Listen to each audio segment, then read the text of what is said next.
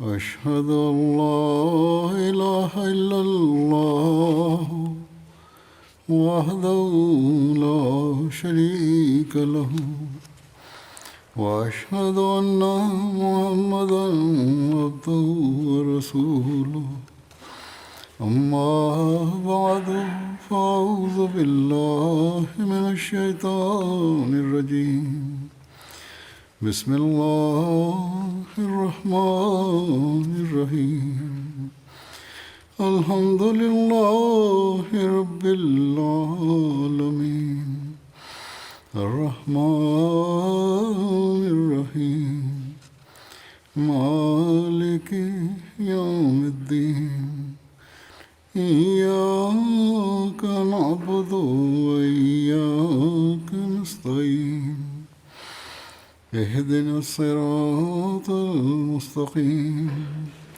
صراط الذين أنعمت عليهم غير المغضوب عليهم ولا الضالين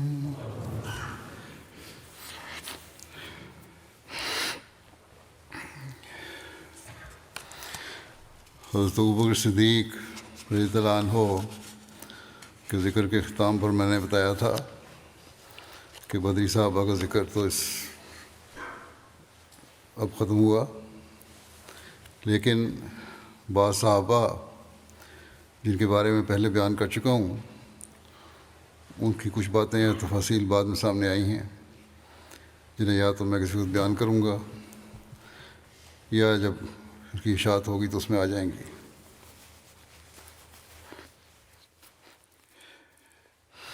بعض لوگ لکھ رہے ہیں کہ ہمیں بہت فائدہ ہوا اس تاریخ کو سن کر، خطبات میں بھی حصہ بیان ہو جائے، اس لیے میں نے مناسب سمجھا کہ اسے بھی چند خطبات میں بیان کر دوں تاکہ اس ذریعے سے بھی لوگوں کو علم میں یہ باتیں آ جائیں اور زیادہ سے زیادہ لوگ سن سکیں۔ بہرحال اس ضمن میں پہلا ذکر حضرت حمزہ کا ہے۔ آپ حضرت صلی اللہ علیہ وسلم کے چچا تھے اور آپ کے بہت پیارے تھے، جس کا اظہار آپ صلی اللہ علیہ وسلم مختلف باتوں اور حضرت حمزہ کی شہادت سے ہوتا ہے۔ اس وقت کیا رد عمل تھا حضرت صلی اللہ علیہ وسلم کا، ہو سکتا ہے بعض باتیں اجمالاً دوبارہ بھی دہرائی جائیں۔ روایت میں آتا ہے کہ نبی کریم صلی اللہ علیہ وسلم کو حمزہ نام بہت پسند تھا۔ حضرت جابر بن عبداللہ رضی اللہ عنہما بیان کرتے ہیں کہ ہم میں سے ایک آدمی کے گھر لڑکا پیدا ہوا تو انہوں نے پوچھا ہم اس کا نام کیا رکھیں؟ نبی کریم صلی اللہ علیہ وسلم نے فرمایا اس کا نام حمزہ بن عبد المطلب کے نام پر رکھو، جو کہ مجھے سب ناموں سے زیادہ پسندیدہ ہے۔ حضرت حمزہ کی ازواج اور اولاد کے متعلق طبقات الکبریٰ میں لکھا ہے کہ حضرت حمزہ کی ایک شادی ملہ بن مالک جو کہ قبیلہ اوس سے تعلق رکھتے تھے ان کی بیٹی سے ہوئی، جن سے یعلا اور عامر پیدا ہوئے۔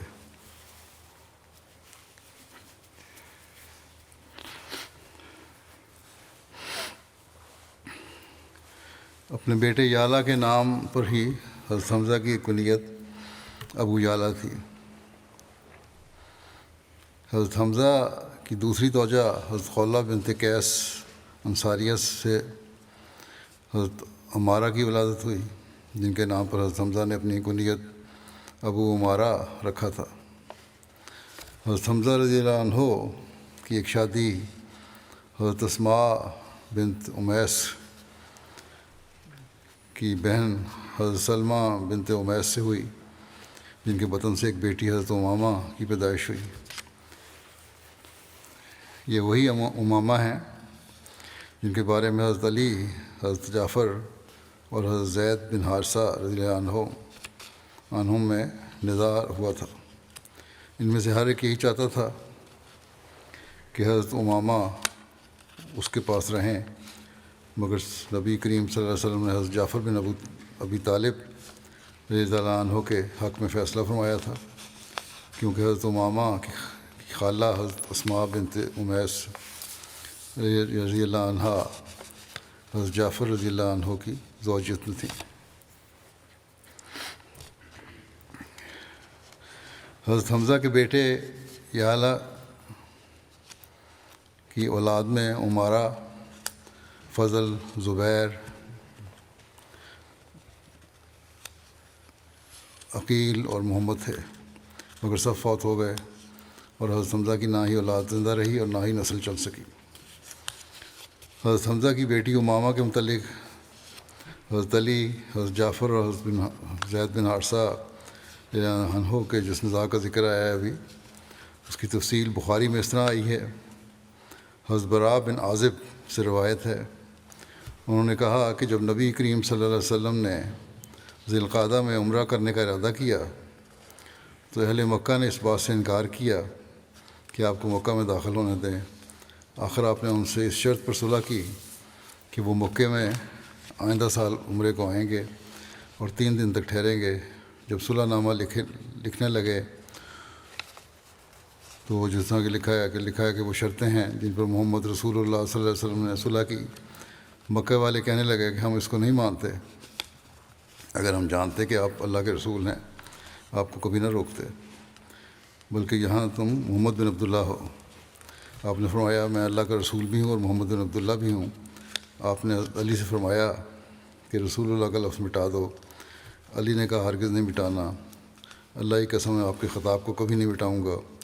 رسول اللہ صلی اللہ علیہ وسلم لکھا ہوا کاغذ لے لیا، اور آپ اچھی طرح لکھنا نہیں جانتے تھے۔ آپ نے یوں لکھا، یہ وہ شرطیں ہیں جو محمد بن عبداللہ نے ٹھہرائیں، مکے میں کوئی ہتھیار نہیں لائیں گے سوائے تلواروں کے جو نیاموں میں ہوں گے، اور مکے والوں میں سے کوئی بھی ساتھ نہیں لے جائیں گے، کسی کو بھی ساتھ نہیں لے جائیں گے اگرچہ وہ ان کے ساتھ جانا چاہے، اور اپنے ساتھیوں میں سے کسی کو بھی نہیں روکیں گے اگر وہ مکے میں ٹھہرنا چاہے۔ خیر جب معاہدے کے مطابق آپ آئندہ سال مکے میں داخل ہوئے اور مدت ختم ہو گئی تو قریش حضرت علی کے پاس آئے اور کہنے لگے کہ اپنے ساتھی یعنی محمد صلی اللہ علیہ وسلم سے کہو کہ اب یہاں سے چلے جائیں کیونکہ مقررہ مدت گزر چکی ہے۔ چنانچہ نبی صلی اللہ علیہ وسلم وہاں سے روانہ ہو گئے۔ حضرت حمزہ کی بیٹی آپ کے پیچھے آئی جو پکار رہی تھی کہ اے چچا اے چچا۔ حضرت علی نے جا کر اسے لے لیا، اس کا ہاتھ پکڑا اور فاطمہ علیہ السلام سے کہا اپنے چچا کی بیٹی کو لے لیں۔ انہوں نے اس کو سوار کر لیا۔ اب علی، زید اور جعفر حمزہ کی لڑکی کی بابت جھگڑنے لگے۔ علی کہنے لگے کہ میں نے اس کو لیا ہے اور میرے چچا کی بیٹی ہے، اور جعفر نے کہا میرے چچا کی بیٹی ہے اور اس کی خالہ میری بیوی ہے، اور زید نے کہا میرے بھائی کی بیٹی ہے۔ پھر نبی صلی اللہ علیہ وسلم نے اس کے متعلق فیصلہ کیا کہ وہ اپنی خالہ کے پاس رہے، اور فرمایا خالہ بمنزلہ ماں ہے، اور علی سے کہا تم میرے ہو اور میں تمہارا ہوں، اور جعفر سے کہا تم صورت اور سیرت میں مجھ سے ملتے جلتے ہو، اور زید سے کہا تم ہمارے بھائی ہو اور دوست ہو۔ علی نے کہا کیا آپ حمزہ کی بیٹی سے شادی نہیں کر لیتے؟ تو آپ نے فرمایا کہ وہ میرے دودھ بھائی کی بیٹی ہے، میں اس کا چچا ہوں۔ یہ چھوٹے چھوٹے مسائل بھی ان واقعات میں حل ہو جاتے ہیں۔ بعض وقت عام مقدمے آتے ہیں کہ خالہ کے پاس کیوں جائے، نانی کے پاس کیوں جائے، تو یہ فیصلے ہو گئے یہاں۔ حضرت حمزہ رضی اللہ عنہ کے قبول اسلام کے متعلق روض العنف میں لکھا ہے کہ ابن اسحاق کے علاوہ بعض نے حضرت حمزہ رضی اللہ عنہ کے اسلام لانے کے متعلق ایک بات کا اضافہ کیا ہے۔ حضرت حمزہ رضی اللہ عنہ بیان فرماتے ہیں کہ جب مجھ پر غصہ غالب آ گیا اور میں نے کہہ دیا، یعنی جو اپنی لونڈی کے کہنے پہ جو سارا واقعہ ہوا ہے وہ پہلے بیان ہو چکا ہے کہ میں آپ صلی اللہ علیہ وسلم کے دین پر ہوں، بعد میں مجھے ندامت ہوئی کہ میں نے اپنے آباء و اجداد اور قوم کے دین کو چھوڑ دیا ہے، اور میں نے اس عظیم معاملے کے متعلق شکوک و شبہات میں اس طرح رات گزاری کہ لمحہ بھر سو نہ پایا۔ پھر میں خانہ کعبہ کے پاس آیا اور اللہ تعالیٰ کے حضور گریہ زاری کی کہ اللہ تعالیٰ میرے سینے کو حق کے لیے کھول دے اور مجھ سے شکوک و شبہات کو دور کر دے۔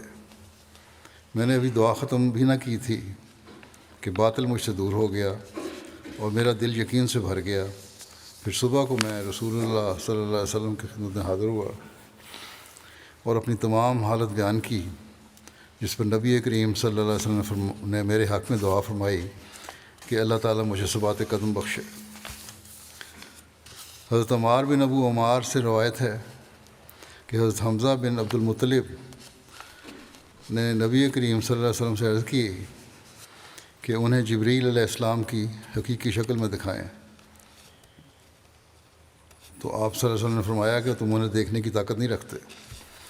انہوں نے عرض کی کیوں نہیں؟ آپ صلی اللہ علیہ وسلم نے فرمایا کہ اپنی جگہ پر اب بیٹھ جاؤ اگر تم چاہتے ہو تو۔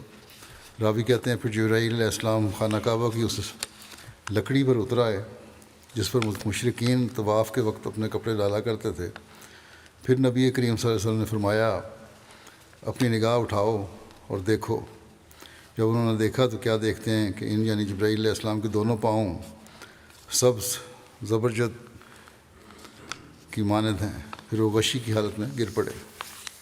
زبرجد بھی قیمتی پتھر ایک ہے، اس کو کہتے ہیں، جو زمرد سے مشابہت رکھتا ہے۔ صفر 2 ہجری میں رسول کریم صلی اللہ علیہ وسلم مہاجرین کی ایک جماعت کے ساتھ مدینہ سے ابوا کی طرف نکلے، جس میں حضرت حمزہ رضی اللہ عنہ نے ہی جس میں حضرت حمزہ کی کوئی شرکت کی توفیق ملی۔ اس غزوے میں آپ صلی اللہ علیہ وسلم کا جھنڈا حضرت حمزہ رضی اللہ عنہ نے ہی اٹھایا ہوا تھا، جو کہ سفید رنگ کا تھا۔ آپ صلی اللہ علیہ وسلم نے اپنے پیچھے حضرت ابو سعد رضی اللہ عنہ یا ایک روایت کے مطابق حضرت سعد بن عبادہ رضی اللہ عنہ کو مدینہ کا امیر مقرر فرمایا۔ اس سفر میں لڑائی کی نوبت نہیں آئی اور بنو زمرہ کے ساتھ صلح کا معاہدہ طے پا گیا۔ یہ پہلا غزوہ تھا جس میں رسول کریم صلی اللہ علیہ وسلم نے بنفس نفیس شرکت کی۔ اس غزوے کا دوسرا نام ودان بھی ہے۔ اس بارے میں حضرت مرزا بشیر احمد صاحب نصیر خاتون نبیین میں لکھا ہے کہ جہاد بالسیف کی اجازت ہجرت کے دوسرے سال ماہ سفر میں نازل ہوئی، کیونکہ قریش کے خونی ارادوں اور ان کی خطرناک کارروائیوں کے مقابلے میں مسلمانوں کو محفوظ رکھنے کے لیے فوری کارروائی کی ضرورت تھی۔ اس لیے آپ اسی ماہ میں مہاجرین کی ایک جماعت کو ساتھ لے کر اللہ تعالیٰ کا نام لیتے ہوئے مدینہ سے نکل کھڑے ہوئے۔ روانگی سے قبل آپ صلی اللہ علیہ وسلم نے اپنے پیچھے مدینہ میں سعد بن عبادہ رئیس خزرج کو امیر مقرر فرمایا اور مدینہ سے جنوب مغرب کی طرف مکہ کے راستے پر روانہ ہو گئے اور بالآخر مقام ودان تک پہنچے۔ اس علاقے میں قبیلہ بنو زمرہ کے لوگ آباد تھے۔ یہ قبیلہ بنو کنانہ کے ایک شاخ تھا اور اس طرح گویا یہ لوگ قریش کے چچا بھائی تھے۔ یہاں پہنچ کر حضرت صلی اللہ علیہ وسلم نے قبیلہ بنو زمرہ کے رئیس کے ساتھ بات چیت کی اور باہم رضامندی سے آپس میں ایک معاہدہ ہو گیا، جس کی شرطیں یہ تھیں کہ بنو زمرہ مسلمانوں کے ساتھ دوستانہ تعلقات رکھیں گے اور مسلمانوں کے خلاف کسی دشمن کی مدد نہیں کریں گے، اور جب حضرت صلی اللہ علیہ وسلم ان کو مسلمانوں کی مدد کے لیے بلائیں گے تو فوراً آ جائیں گے۔ دوسری طرف آپ نے مسلمانوں کی طرف سے یہ عہد کیا کہ مسلمان قبیلہ بنو زمرہ کے ساتھ دوستانہ تعلقات رکھیں گے اور بوقت ضرورت ان کی مدد کریں گے۔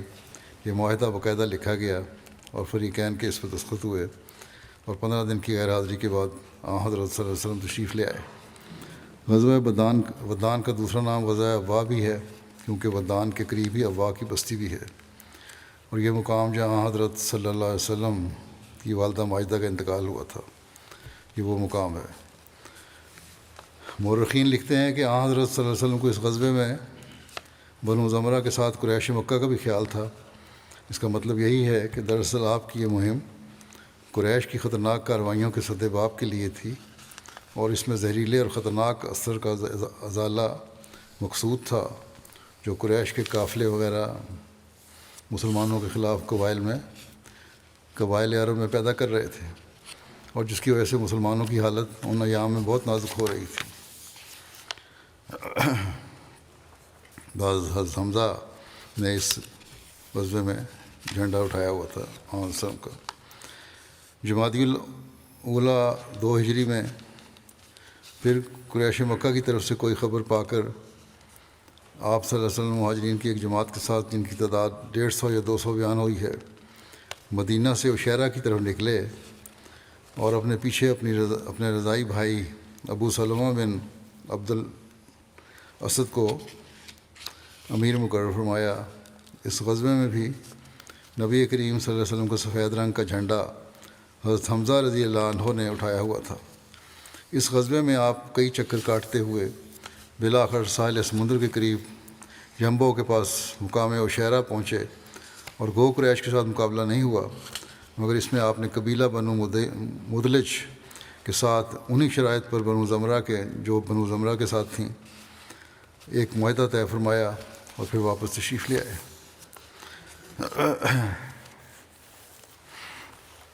جنگ بدر میں انفرادی لڑائی میں جو مبارز طلبی کا ذکر ہے یہ پہلے بیان ہو چکا ہے مختلف حدیثوں کے حوالے سے۔ حضرت مرزا بشیر احمد صاحب نے اس کی تفصیل اس طرح لکھی ہے کہ جب فوجیں بالکل ایک دوسرے کے سامنے تھیں، مگر قدرت الہی کا عجیب تماشا ہے کہ اس وقت لشکروں کے کھڑے ہونے کی ترتیب ایسی تھی کہ اسلامی لشکر قریش کو اصلی تعداد سے زیادہ بلکہ 2 گنا نظر آتا تھا، جس کی وجہ سے کفار مرعوب ہو جاتے تھے، اور دوسری طرف قریش کا لشکر مسلمانوں کو ان کی اصل تعداد سے کم نظر آتا تھا، جس کے نتیجے میں مسلمانوں کے دل بڑھے ہوئے تھے۔ قریش کی یہ کوشش تھی کہ کسی طرح اسلامی لشکر کی تعداد کا صحیح پتہ لگ جاوے تو وہ چھوٹے ہوئے دلوں کو سہارا دے سکے۔ اس کے لیے رؤساء قریش نے عمیرہ بن وہب کو بھیجا کہ اسلامی لشکر کے چاروں طرف گھوڑا دوڑاؤ اور دیکھو کہ ان کی تعداد کتنی ہے، آیا ان کے پیچھے کوئی کمک تو مخفی نہیں ہے۔ چنانچہ عمیر نے گھوڑے پر سوار ہو کر مسلمانوں کا ایک چکر کاٹا، مگر اسے مسلمانوں کی شکل و صورت سے ایسا جلال اور عزم اور موت سے ایسی بے پرواہی نظر آئی کہ وہ سخت مرعوب ہو کر لوٹا اور قریش سے مخاطب ہو کر کہنے لگا کہ مجھے کوئی مخفی کمک وغیرہ تو نظر نہیں آئی، لیکن اے معاشر قریش، میں نے دیکھا ہے کہ مسلمانوں کے لشکر میں گویا اونٹنیوں کے کجاووں نے اپنے اوپر آدمیوں کو نہیں بلکہ موتوں کو اٹھایا ہوا ہے، اور یثرب کی سانڈنیوں پر گویا ہلاکتیں سوار ہیں۔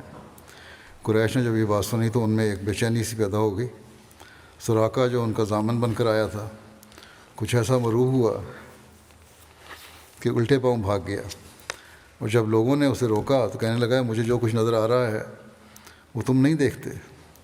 حکیم بن حزام نے عمیر کی رائے سنی تو گھبرایا ہوا عتبہ بن ربیعہ کے پاس آیا اور کہنے لگا کہ اے عتبہ، تم محمد صلی اللہ علیہ وسلم سے آخر عمر حضرمی کا بدلہ ہی چاہتے ہو، وہ تمہارا حلیف تھا، کیا ایسا نہیں ہو سکتا کہ تم اس کی طرف سے خون بہا ادا کر دو اور قریش کو لے کر واپس لوٹ جاؤ؟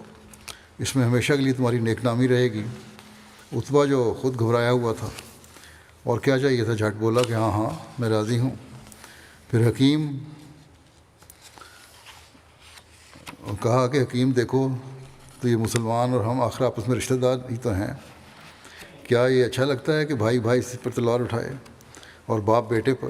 تم ایسا کرو کہ ابھی ابو الحکم یعنی ابو جہل کے پاس جاؤ اور اس کے ساتھ یہ تجویز پیش کرو، اور ادھر عتبہ نے خود اونٹ پر سوار ہو کر اپنی طرف سے لوگوں کو سمجھانا شروع کر دیا کہ رشتہ داروں میں لڑائی ٹھیک نہیں ہے، ہمیں واپس لوٹ جانا چاہیے اور محمد صلی اللہ علیہ وسلم کو اس کے حال پر چھوڑ دینا چاہیے کہ وہ دوسرے قبائل عرب کے ساتھ نبٹتا رہے، جو نتیجہ ہوگا دیکھا جائے گا، اور پھر تم دیکھو گے کہ ان مسلمانوں کے ساتھ لڑنا بھی کوئی آسان کام نہیں ہے، کیونکہ خواہ تم مجھے بزدل کہو، حالانکہ میں بزدل نہیں ہوں، مجھے تو یہ لوگ موت کے خریدار نظر آتے ہیں۔ حضرت صلی اللہ علیہ وسلم نے دور سے عتبہ کو دیکھا تو فرمایا اگر لشکر کفار میں سے کسی میں شرافت ہے تو اس سرخ اونٹ کے سوار میں ہے، اور اگر یہ لوگ اس کی بات مان لیں تو ان کے لیے اچھا ہو۔ لیکن جب حکیم بن حزام ابو جہل کے پاس آیا اور اس سے یہ تجویز بیان کی تو وہ فرعون امت والا ایسا باتوں میں کب آنے والا تھا، چھٹتے ہی بولا کہ اچھا اب عتبہ کو اپنے سامنے اپنے رشتہ دار نظر آنے لگے ہیں۔ اور پھر اس نے عمر حضرمی کے بھائی عامر حضرمی کو بلا کر کہا کہ تم نے سنا کہ تمہارا حلیف عتبہ کیا کہتا ہے، اور وہ بھی اس وقت جب کہ تمہارے بھائی کا بدلہ گویا ہاتھ میں آیا ہوا ہے۔ عامر کی آنکھوں میں خون اتر آیا اور اس نے عرب کے قدیم دستور کے مطابق اپنے کپڑے پھاڑ کر اور ننگا ہو کر چلانا شروع کیا کہ ہائے افسوس میرا بھائی بغیر انتقام کے رہا جاتا ہے، ہائے افسوس میرا بھائی بغیر انتقام کے رہا جاتا ہے۔ اس صحرائی آواز نے لشکر قریش کے سینوں میں عداوت کے شعلے بلند کر دیے اور جنگ کی بھٹی اپنے پورے زور سے دیکھنے لگی۔ بہرحال ابو جہل کے تانے نے عتبہ کے تن بدن میں بھی آگ لگا دی۔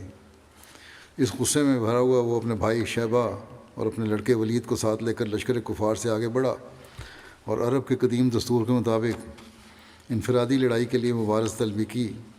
چنانچہ انصار ان کے مقابلے کے لیے آگے بڑھے، مگر حضرت صلی اللہ علیہ وسلم نے ان کو روک دیا اور فرمایا حمزہ تم اٹھو، علی تم اٹھو، عبیدہ تم اٹھو۔ یہ تینوں حضرت صلی اللہ علیہ وسلم کی نہایت قریبی رشتہ دار تھے اور آپ چاہتے تھے کہ خطرے کی جگہ پر سب سے پہلے آپ صلی اللہ علیہ وسلم کے عزیز و اقارب آگے بڑھیں۔ دوسری طرف عتبہ وغیرہ نے بھی انصار کو دیکھ کر آواز دی کہ ان لوگوں کو ہم کیا جانتے ہیں، ہماری ٹکر کے ہمارے سامنے آئے ہیں۔ چنانچہ حمزہ اور علی اور عبیدہ آگے بڑھے۔ عرب کے دستور کے مطابق پہلے روشناسی ہوئی، پھر عبیدہ بن مطلب ولید کے مقابل ہو گئے اور حمزہ عتبہ کے اور علی شیبہ کے۔ حمزہ اور علی نے تو دو باروں میں ہی اپنے حریفوں کو خاک میں ملا دیا، لیکن عبیدہ اور ولید میں 2-4 اچھی ضربیں ہوئیں اور بالآخر دونوں ایک دوسرے کے ہاتھوں سے کاری زخم کھا کر گرے، جس پر حمزہ اور علی نے جلدی سے آگے بڑھ کر ولید کا تو خاتمہ کر دیا اور عبیدہ کو اٹھا کر اپنے کیمپ میں لے آئے، مگر عبیدہ اس صدمے سے جان بر نہ ہو سکے اور بدر سے واپسی پر راستے میں انتقال کیا۔ حضرت حمزہ نے غزوہ بدر میں طعیمہ بن عدی سردار قریش کو بھی قتل کیا تھا۔ ایک روایت ہے غزوہ بدر کا واقعہ کے وقت کی، حضرت حمزہ نے نشے کی حالت میں حضرت علی کی اونٹنیوں کو مار دیا تھا۔ یہ شراب کے حرام ہونے سے پہلے کا واقعہ ہے، اس کی تفصیل بخاری میں یوں بیان ہوئی ہے۔ حضرت علی بن حسین مختلف راوی ہیں،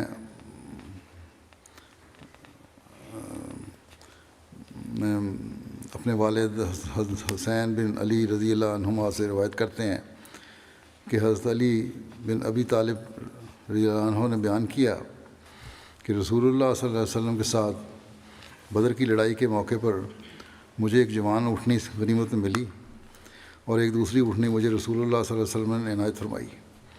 ایک دن ایک انصاری صحابی کے دروازے پر میں ان دونوں کو اس خیال سے باندھے ہوئے تھا کہ ان کی پیٹھ پر اسخر وہ ایک گھاس ہے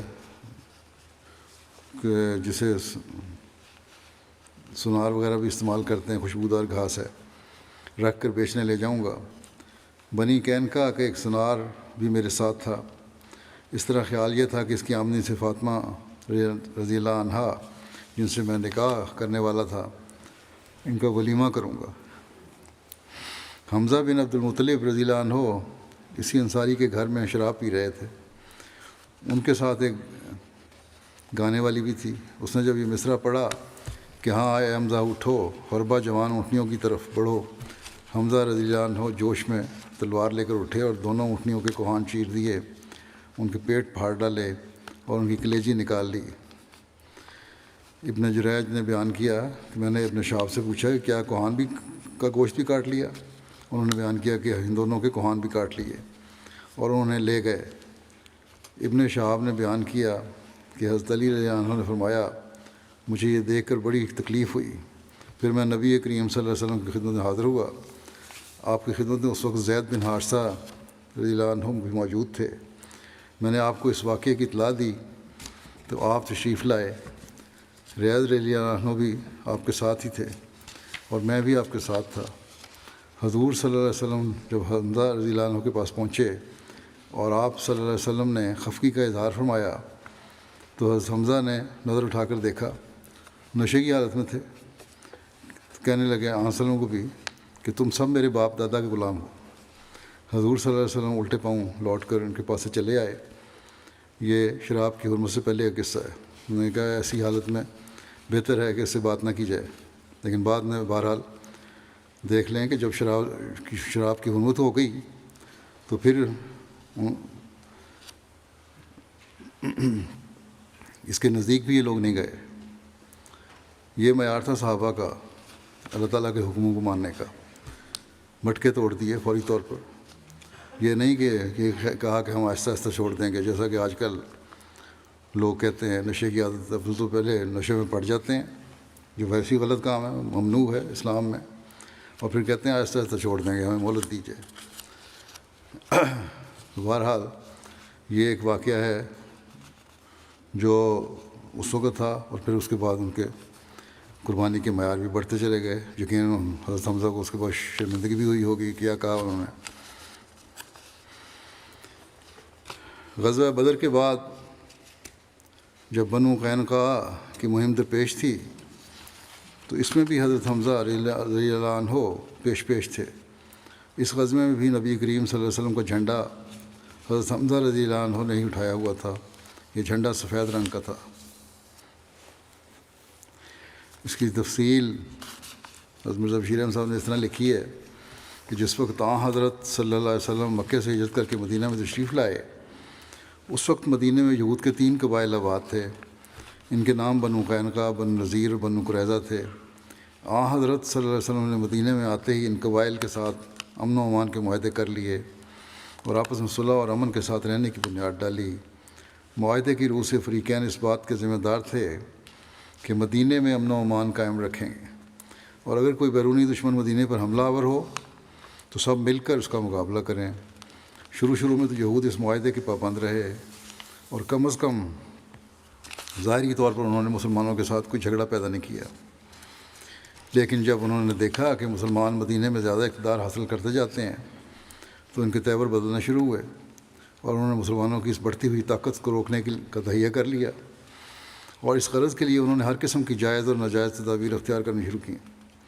حتیٰ کہ انہوں نے اس بات کی کوشش سے بھی دریغ نہیں کیا کہ مسلمانوں کے اندر پھوٹ پیدا کر کے خانہ جنگی شروع کرا دیں.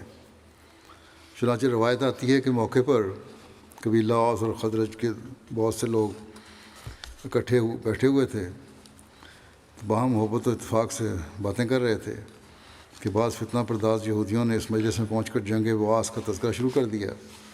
یہ وہ خطرناک جنگ تھی جو ان 2 قبائل کے درمیان ہجرت سے چند سال قبل ہوئی تھی، اور جس میں اوس اور خزرج کے بہت سے لوگ ایک دوسرے کے ہاتھوں سے مارے گئے تھے. اس جنگ کا ذکر آتے ہی بعض جوشیلے لوگوں کے دلوں میں پھر پرانی یادیں تازہ ہو گئیں. گزشتہ عداوت کے منظر آنکھوں کے سامنے پھر گئے. نتیجہ یہ ہوا کہ باہم نوک جھونک اور تان و تشنیع سے گزر کر نوبت یہاں تک پہنچ گئی کہ اسی مجلس میں مسلمانوں کے اندر تلوار کھنچ گئی. مگر خیر گزری کہ حضرت صلی اللہ علیہ وسلم کو بروقت اس کی اطلاع مل گئی، اور آپ مہاجرین کی ایک جماعت کے ساتھ فوراً موقع پر تشریف لے آئے اور فریقین کو سمجھا بجھا کے ٹھنڈا کیا، اور پھر ملامت بھی فرمائی کہ تم میرے ہوتے ہوئے جاہلیت کا طریق اختیار کرتے ہو اور خدا کی اس نعمت کی قدر نہیں کرتے کہ اس نے اسلام کے ذریعے تمہیں بھائی بھائی بنا دیا. انصار پر آپ کی اس نصیحت کا ایسا اثر ہوا کہ ان کی آنکھوں سے آنسو جاری ہو گئے، اور وہ اپنی اس حرکت سے طائب ہو کر ایک دوسرے سے بغل گیر ہو گئے. جب جنگ بدر ہو چکی اور اللہ تعالیٰ نے اپنے فضل سے مسلمانوں کو باوجود ان کی قلت اور بے شرف سمانی کے قریش کے ایک بڑے جرار لشکر پر نمایاں فتح دی اور مکے کے بڑے بڑے عمائد خاک میں مل گئے، تو مدینہ کے یہودیوں کی مخفی آتش حسد بھڑک اٹھی، اور انہوں نے مسلمانوں کے ساتھ کھلم کھلا نوک جھونک شروع کر دی، اور مجلسوں میں برملا طور پر کہنا شروع کیا کہ قریش کے لشکر کو شکست دینا کون سی بڑی بات تھی، ہمارے ساتھ محمد صلی اللہ علیہ وسلم کا مقابلہ ہو تو ہم بتا دیں گے کہ کس طرح لڑا کرتے ہیں۔ حتیٰ کہ ایک مجلس میں انہوں نے حضرت صلی اللہ علیہ وسلم کے منہ پر اس قسم کے الفاظ کہے۔ چنانچہ روایت آتی ہے کہ جنگ بدر کے بعد جب حضرت صلی اللہ علیہ وسلم مدینہ شریف لائے تو آپ نے ایک دن یہودیوں کو جمع کر کے ان کو نصیحت فرمائی اور اپنا دعویٰ پیش کر کے اسلام کی طرف دعوت دی۔ آپ کی اس پرامن اور ہمدردانہ تقریر کا رؤسائے یہود نے ان الفاظ میں جواب دیا کہ اے محمد صلی اللہ علیہ وسلم، تم شاید چند قریش کو قتل کر کے مغرور ہو گئے ہو، وہ لوگ لڑائی کے فن سے ناواقف تھے۔ اگر ہمارے ساتھ تمہارا مقابلہ ہو تو تمہیں پتہ لگ جائے گا کہ لڑنے والے ایسے ہوتے ہیں۔ یہود نے صرف عام دھمکی پر اکتفا نہیں کیا، بلکہ ایسا معلوم ہوتا ہے کہ انہوں نے حضرت صلی اللہ علیہ وسلم کے قتل کے منصوبے بھی شروع کر دیے تھے، کیونکہ روایت آتی ہے کہ جب ان دنوں میں طلحہ بن برا جو ایک مخلص صحابی تھے فوت ہونے لگے تو انہوں نے وصیت کی کہ اگر میں رات کو مروں تو نماز جنازہ کے لیے حضرت صلی اللہ علیہ وسلم کو اطلاع نہ دی جاوے، تا ایسا نہ ہو کہ میری وجہ سے آپ پر یہود کی طرف سے کوئی حادثہ گزر جاوے۔ الغرض جنگ بدر کے بعد یہود نے کھلم کھلا شرارت شروع کر دی، اور چونکہ مدینہ کے یہود میں بنو قینقاع سب میں زیادہ طاقتور اور بہادر تھے، اس لیے سب سے پہلے انہی کی طرف سے شکنی شروع ہوئی۔ چنانچہ مورخین لکھتے ہیں کہ مدینہ کے یہودیوں میں سب سے پہلے بنو قینقاع نے اس معاہدے کو توڑا جو ان کے اور حضرت صلی اللہ علیہ وسلم کے درمیان ہوا تھا، اور بدر کے بعد انہوں نے بہت سرکشی شروع کر دی اور برملات اور بغض و حسد کا اظہار کیا اور عہد و پیمان کو توڑ دیا۔ مگر باوجود اس قسم کی باتوں کے مسلمانوں نے اپنے آقا کی ہدایت کے متحد ہر طرح سے صبر سے کام لیا اور اپنی طرف سے کوئی پیشقدستی نہیں ہونے دی، بلکہ حدیث میں آتا ہے کہ اس معاہدے کے بعد یہود کے ساتھ جو ہوا تھا، حضرت صلی اللہ علیہ وسلم خاص طور پر یہود کی دلداری کا خیال رکھتے تھے۔ چنانچہ ایک دفعہ ایک مسلمان اور ایک یہودی میں کچھ اختلاف ہو گیا۔ حضرت موسیٰ کی تمام انبیاء پر فضیلت بیان کی، صحابی کو اس پر غصہ آیا اور اس نے یہودی کے ساتھ کچھ سختی کی اور حضرت صلی اللہ علیہ وسلم کو افضل الرسول بیان کیا۔ جب حضرت صلی اللہ علیہ وسلم کو اس واقعے کی اطلاع ہوئی تو اپنا راز ہوئے اور اس صحابی کو ملامت فرمائی اور کہا کہ تمہارا یہ کام نہیں کہ تم خدا کے رسولوں کی ایک دوسرے پر فضیلت بیان کرو۔ پھر آپ نے موسیٰ کی ایک جزوی فضیلت بیان کر کے یہودی کی دلداری فرمائی، مگر باوجود اس دلدارانہ سلوک کے یہودی اپنی شرارت میں ترقی کرتے گئے اور بالآخر یہود کی طرف سے ہی جنگ کا باعث پیدا ہوا اور ان کی قلبی عداوت ان کے سینوں میں سما نہ سکی۔ اور یہ اس طرح پر ہوا کہ ایک مسلمان خاتون بازار میں ایک یہودی کی دکان پر کچھ سودا خریدنے کے لیے گئی۔ بعض شریر یہودیوں نے جو اس وقت اس دکان پر بیٹھے ہوئے تھے اسے نہایت اوباشانہ طریق پر چھیڑا، اور خود دکاندار نے شرارت کی کہ اس عورت کی تہہ بند کے نچلے کونے کو اس کی بے خبری کی حالت میں کسی کانٹے وغیرہ سے اس کی پیٹھ کے کپڑے سے ٹانگ دیا۔ نتیجہ یہ ہوا کہ جب وہ عورت ان کے اوباشانہ طریق کو دیکھ کر وہاں سے اٹھ کر لوٹنے لگی تو وہ ننگی ہو گئی۔ اس پر اس یہودی دکاندار اور اس کے ساتھیوں نے زور سے کہکا لگایا اور ہنسنے لگے۔ مسلمان خاتون نے شرم کے مارے ایک چیخ ماری اور مدد چاہی۔ اتفاق سے ایک مسلمان اس وقت قریب موجود تھا، وہ لپک کر موقع پر پہنچا اور باہم لڑائی میں یہودی دکاندار مارا گیا، جس پر چاروں طرف سے اس مسلمان پر تلواریں برس پڑیں اور وہ غیور مسلمان وہیں ڈھیر ہو گیا۔ مسلمانوں کو اس واقعے کا علم ہوا تو غیرت قومی سے ان کی آنکھوں میں خون اتر آیا، اور دوسری طرف یہودی جو اس واقعے کو لڑائی کا بہانہ بنانا چاہتے تھے ہجوم کر کے اکٹھے ہو گئے اور ایک بلوے کی صورت پیدا ہو گئی۔ حضرت صلی اللہ علیہ وسلم کو اطلاع ہوئی تو آپ نے رؤسائے بنو قینقاع کو جمع کر کے کہا یہ طریق اچھا نہیں، تم ان شرارتوں سے باز آ جاؤ اور خدا سے ڈرو۔ انہوں نے بجائے اس کے کہ اظہار افسوس اور ندامت کرتے اور معافی کے طالب بنتے، سامنے سے نہایت متمردانہ جواب دیے اور پھر وہی دھمکی دہرائی کہ بدر کی فتح پر غرور نہ کرو، جب ہم سے مقابلہ ہوگا تو پتہ لگ جائے گا کہ لڑنے والے ایسے ہوتے ہیں۔ ناچار آپ صحابہ کی ایک جمعیت کو ساتھ لے کر بنو قینقاع کے قلعوں کی طرف روانہ ہو گئے۔ اب یہ آخری موقع تھا کہ وہ اپنے افعال پر پشیمان ہوتے، مگر سامنے سے جنگ پر آمادہ ہو گئے وہ بھی۔ الغرض جنگ کا اعلان ہو گیا اور اسلام اور یہودیت کی طاقتیں ایک دوسرے کے مقابلے پر نکل آئیں۔ اس زمانے کے دستور کے مطابق جنگ کا ایک طریقہ یہ تھا کہ قلعوں میں محفوظ ہو جاتے تھے اور محاصرہ ہو جاتا تھا، مخالف فریق قلعے کا محاصرہ کر لیتا تھا اور پھر گائے گائے ایک دوسرے پہ حملے ہوتے رہتے تھے، حتیٰ کہ یا تو محاصرہ کرنے والے فوج قلعے پر قبضہ کرنے سے مایوس ہو کر محاصرہ اٹھا لیتی تھی یا محصورین کی فتح سمجھی جاتی تھی اور یہ محصورین کی فتح سمجھی جاتی تھی، اور یا محصورین مقابلہ کی تاب نہ لا کر قلعے کا دروازہ کھول کر اپنے آپ کو فاتحین کے سپرد کر دیتے تھے۔ اس موقع پر بھی بنو قینقاع نے یہی طریق اختیار کیا اور اپنے قلعوں میں بند ہو کر بیٹھ گئے۔ حضرت صلی اللہ علیہ وسلم نے ان کا محاصرہ کیا۔ 15 دن تک برابر محاصرہ جاری رہا۔ بالآخر جب بنو قینقاع کا سارا زور اور غرور ٹوٹ گیا تو انہوں نے اس شرط پر اپنے قلعوں کے دروازے کھول دیے کہ ان کے اموال مسلمانوں کے ہو جائیں گے، مگر ان کی جانیں اور ان کے اہل و عیال پر مسلمانوں کا کوئی حق نہیں ہوگا۔ حضرت صلی اللہ علیہ وسلم نے اس شرط کو منظور فرمایا، کیونکہ گو موسوی شریعت کی روح سے یہ سب لوگ واجب القتل تھے اور معاہدے کی روح سے ان لوگوں پر موسوی شریعت کا فیصلہ ہی جاری ہونا چاہیے تھا، مگر اس قوم کا یہ پہلا جرم تھا، اور حضرت صلی اللہ علیہ وسلم کی رحیم و کریم طبیعت انتہائی سزا کی طرف جو ایک آخری علاج ہوتا ہے ابتدائی قدم پر مائل نہیں ہو سکتی تھی۔ لیکن دوسری طرف ایسے بدعہد اور معاند قبیلہ کا مدینہ میں رہنا بھی ایک مارے آستین کے پالنے سے کم نہ تھا، خصوصاً جب اوس اور خزرج ایک منافق گروہ سے پہلے مدینہ میں موجود تھا۔ خزرج کا ایک منافق گروہ پہلے سے مدینہ میں موجود تھا اور بیرونی جانب سے بھی تمام عرب کی مخالفت نے مسلمانوں کا ناک میں دم کر رکھا تھا۔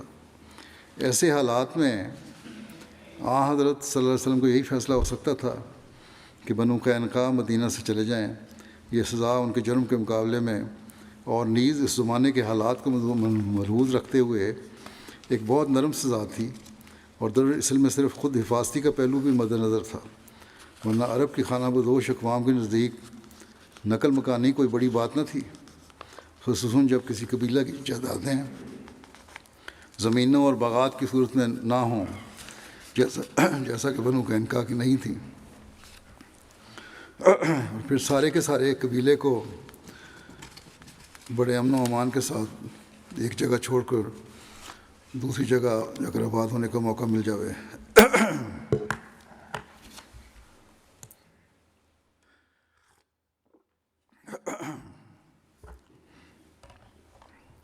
چنانچہ بنو قینقاع بڑے اطمینان کے ساتھ مدینہ چھوڑ کر شام کی طرف چلے گئے۔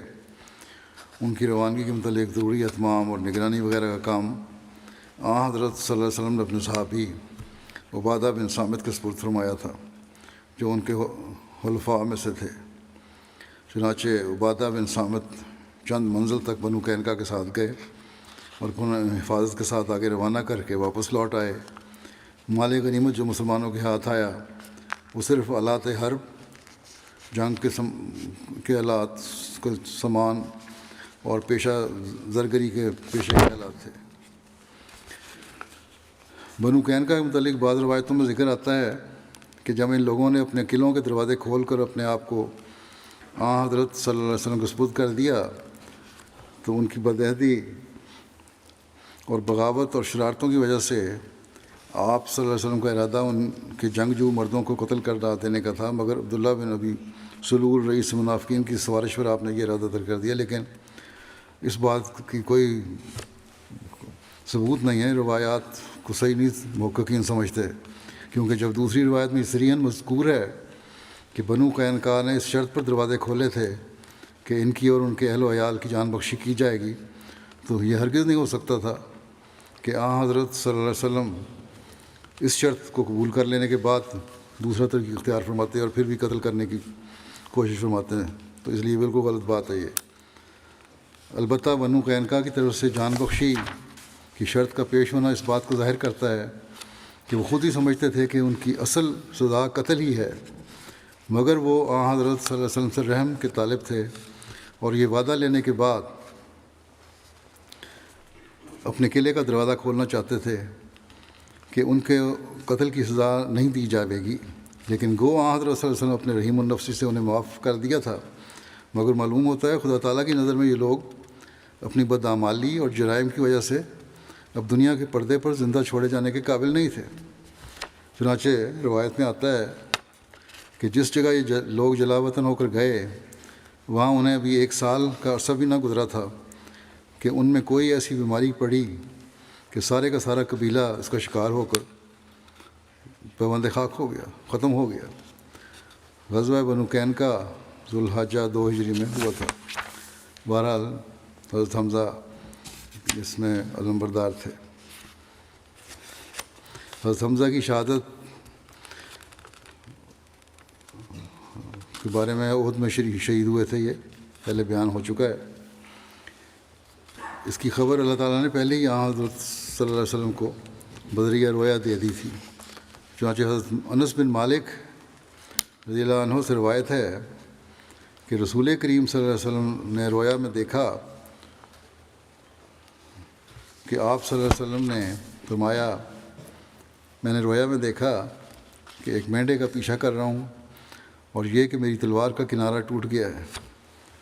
تو میں نے یہ تعبیر کی کہ قوم کے مینڈے کو قتل کروں گا، یعنی ان کے سپہ سالار کو، اور تلوار کے کنارے کی تعبیر میں نے یہ کی کہ میرے خاندان کا کوئی آدمی ہے۔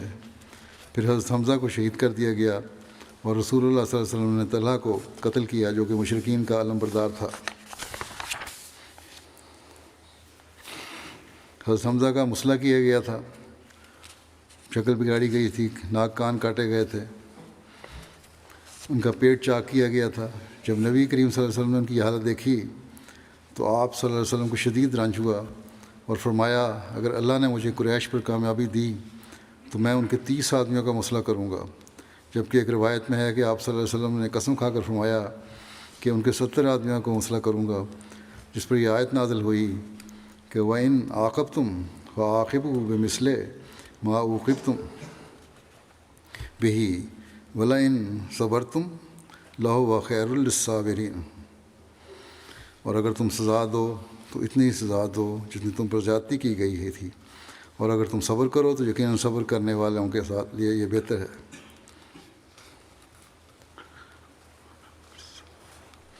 اس پر رسول اللہ صلی اللہ علیہ وسلم نے فرمایا کہ صبر کریں گے، اور اپنی قسم کو کفارہ ادا کر دیا۔ حضرت ابن عباس رضی اللہ عنہما بیان کرتے ہیں کہ رسول اللہ صلی اللہ علیہ وسلم نے فرمایا، کل رات جب میں جنت میں داخل ہوا، نظارہ دیکھا آپ نے، تو میں نے دیکھا کہ جعفر فرشتوں کے ساتھ پرواز کر رہے ہیں جبکہ حمزہ تخت پر ٹیک لگائے ہوئے ہیں۔ حضرت انس رضی اللہ عنہ سے روایت ہے کہ رسول اللہ صلی اللہ علیہ وسلم احد کے دن حضرت حمزہ کے پاس سے گزرے، ان کا ناک اور کان کاٹے گئے تھے اور مسئلہ کیا گیا تھا۔ اس پر فرمایا، اگر مجھے صفیہ کے رنج و غم کا خیال نہ ہوتا تو میں ان کو یوں ہی چھوڑ دیتا، یہاں تک کہ اللہ ان کو پرندوں اور درندوں کے پیٹوں سے ہی اٹھالتا۔ پھر آپ رضی اللہ عنہ کو ایک چادر میں کفن دیا گیا۔ حضرت صلی اللہ علیہ وسلم کا حضرت حمزہ کی شہادت اور آپ کی لاش کو دیکھ کر جذبات کا اظہار اور صبر کا نمونہ نہ صرف خود دکھانا بلکہ حضرت حمزہ کی بہن اور اپنی پھوپھی کو بھی اس کا پابند کرنا،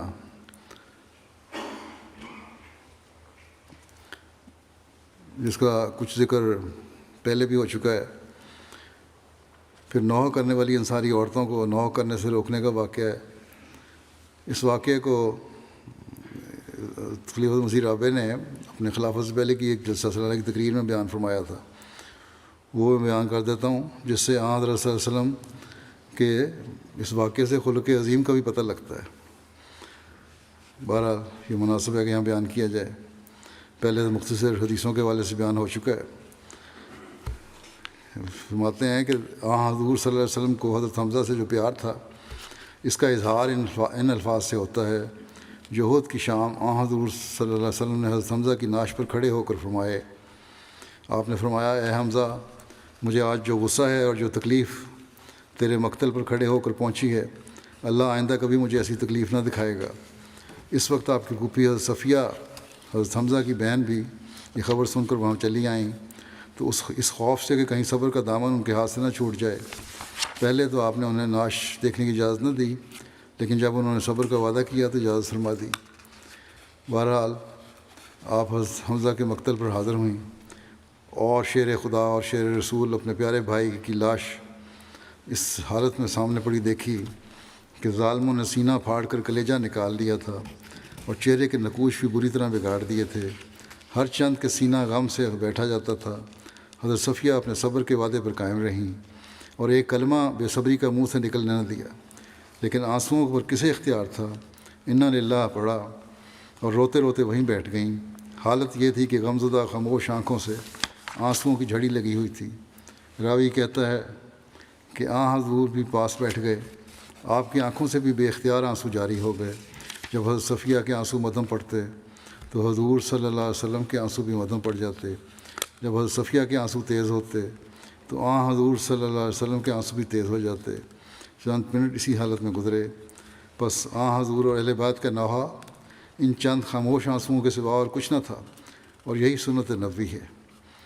آپ مدینہ میں اس حال میں داخل ہوئے کہ تمام مدینہ ماتم کدہ بنا ہوا تھا اور گھر گھر سے شہدائے احد کی یاد میں نوحہ گھروں کی آوازیں بلند ہو رہی تھیں۔ حضور صلی اللہ علیہ وسلم نے سنا تو بڑے درد سے فرمایا، حمزہ کو تو کوئی رونے والا نہیں۔ حمزہ کو رونے والا ہو بھی کون سکتا ہے کہ اہل بیت کو تو صبح و شام صبر کی تلقین ہوا کرتی تھی۔ حضور کے اس درد بھرے فکرے کو جب بعض انصار نے سنا تو تڑپ اٹھے اور گھروں کی طرف دوڑے اور بیویوں کو حکم دیا کہ ہر دوسرا ماتم چھوڑ دو اور حمزہ پر ماتم کرو۔ دیکھتے دیکھتے ہر طرف سے حمزہ کے لیے آہو بکا کا ایک شور بلند ہوا اور ہر گھر حمزہ کا ماتم کدہ بن گیا۔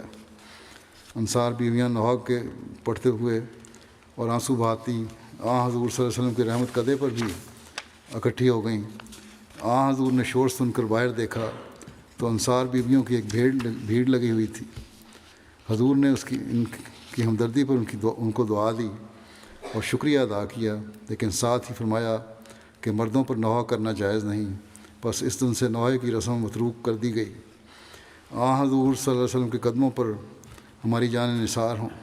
کس شان کا معلم اخلاق تھا جو روحانیت کے آسمان سے ہمیں دین سکھانے نازل ہوا، کیسا صاحب بصیرت اور زیرک تھا، یہ نصیحت کرنے والا جس کی نظر انسانی فطرت کے پاتال تک گزر جاتی تھی۔ اگر اس وقت حضور صلی اللہ علیہ وسلم انصار بیویوں کو نوحہ کرنے سے منع فرما دیتے جب وہ اپنے شہیدوں کا نوحہ کر رہی تھیں تو شاید بعض دلوں پر یہ شاک گزرتا اور یہ صبر ان کے لیے صبر آزما ہو جاتا۔ لیکن دیکھو کیسے حکیمانہ انداز میں آپ نے پہلے ان کے ماتم کا رخ اپنے چچا حمزہ کی طرف پھیرا، پھر جب نوحہ سے منع فرمایا تو گویا اپنے چچا کے نوحہ سے منع فرمایا۔ اللہ کا انتخاب ہے۔ دیکھو اپنی مخلوق کے لیے کس شان کا نصیحت کرنے والا بھیجا اللہ تعالیٰ نے، جو انسانی فطرت کی باریکیوں اور لطافتوں سے خوب آشنا تھا اور اپنے غلاموں کے لطیف جذبات کا کیسا خیال رکھنے والا تھا۔ حضور کی حسین اداؤں پر جب نظر پڑتی ہے تو دل سینے پہ اچھلتا ہے اور فریفتہ ہونے لگتا ہے اور بے اختیار دل سے یہ بات اٹھتی ہے کہ ہماری جانیں، ہمارے اموال، ہماری اولادیں تیرے قدموں کے نثار۔ اے اللہ کے رسول، تجھ پر لاکھوں درود اور کروڑوں سلام۔ اے وہ کہ جس کے حسن و احسان کا سمندر بے کنارہ تھا اور لافانی تھا۔ اے اللہ کے رسول، تجھ پر لاکھوں درود اور کروڑوں سلام۔ زمین و آسمان کے واحد و یگانہ خدا کی قسم، زمین و آسمان میں اس کی تمام مخلوق میں تو واحد اور یگانہ ہے، تجھ سے کوئی تھا نہ ہے نہ ہوگا۔ تو حمزہ کے ذکر میں حضرت صلی اللہ علیہ وسلم کے اس اسرے کا بھی ذکر ہو گیا۔ یہی یہاں اختتام ہے۔ میں اب چند جو دوسرے جو ہیں ان کا ذکر انشاءاللہ آئندہ کروں گا۔ پرسوں نیا سال بھی انشاءاللہ شروع ہو رہا ہے۔ دعائیں کریں اللہ تعالیٰ نیا سال کو برکات لے کر ان کی ساری برکات سے ہمیں نوازے، جماعت کے لیے بھی ہر لحاظ سے بابرکت ہو، دشمن کے تمام منصوبوں کو اللہ تعالیٰ خاک میں ملا دے، اور دنیا میں پھیلی ہوئی جماعتوں کو اللہ تعالیٰ پہلے سے بڑھ کر اپنے مقصد پیدائش کو پورا کرنے کی توفیق عطا فرمائے۔ اسی طرح دنیا عمومی طور پر دعا کریں دنیا کے لیے، جنگوں سے اللہ تعالیٰ ان کو بچائے، حالات خطرناک سے خطرناک ہوتے جا رہے ہیں، और रुबाई मुँह खोले खड़ी है, कुछ पता नहीं, हर एक अपने मफादात चाहता है। अल्लाह ताला ही रहम फरमाए और अपने मज़लूम भाइयों के लिए भी बहुत दुआएं करें कि अल्लाह ताला आइंदा साल में हर किस्म के जुल्म और तअद्दी से जमात अहमदिया को महफूज रखे।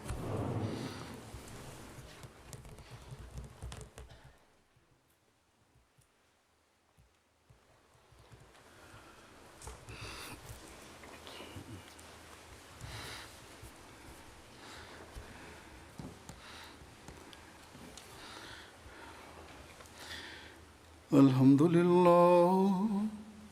لله نحمده ونستعينه ونستغفره ونؤمن به ونتوكل عليه ونعوذ بالله من شرور أنفسنا ومن سيئات أعمالنا من يهده الله فلا مضل له ومن يضلل فلا هادي له ونشهد أن لا إله إلا الله ونشهد أن محمدا عبده ورسوله عباد الله رحمكم الله إن الله يأمر بالعدل والإحسان وإيتاء ذي القربى وينهى